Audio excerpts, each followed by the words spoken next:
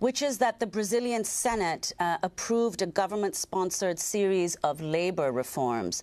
So could you tell us about those reforms and how the approval by the Senate, as reports are suggesting, might boost the Temer government? Temer himself, of course, facing corruption charges, as you mentioned, and in fact, Brazil's first sitting head of state to be formally charged with a crime.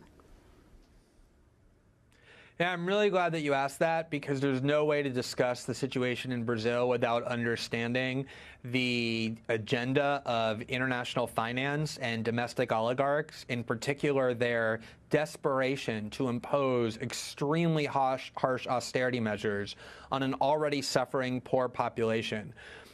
Michel Temer, shortly after he was installed as president, came to New York and spoke to a gathering of hedge funds and foreign policy elites in New York and said that the real reason Dilma was impeached was not because of these budgetary tricks she was accused of using, but it was because she was unwilling to impose the level of austerity that international capital and the business interest in Brazil wanted.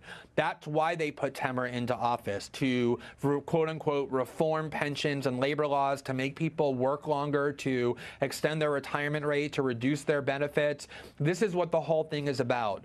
And it's amazing because every time it looks like Temer is going to stay, the real increases in strength, as does the Brazilian stock market. Every time it looks like he's in trouble, the real decreases and the Brazilian stock market weakens, because international finance wants Temer to stay, because he's the only one willing to impose these harsh austerity measures, because he's already so unpopular and so old that he's not going to run again and can't run again, so he doesn't care. He's willing to do their dirty work for him.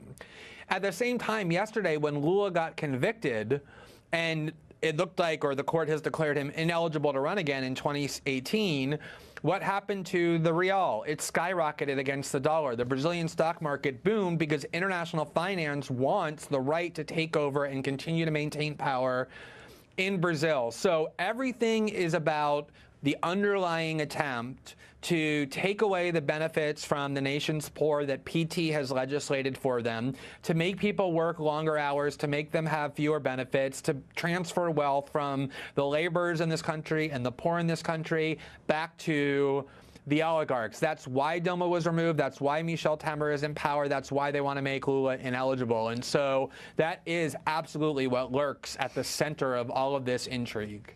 Well, Glenn, please stay with us. We're talking about the former Brazilian President Luiz Inácio Lula da Silva, convicted on corruption charges and sentenced to 9.5 years in prison. When we come back, we'll speak with the Pulitzer Prize-winning journalist Glenn Greenwald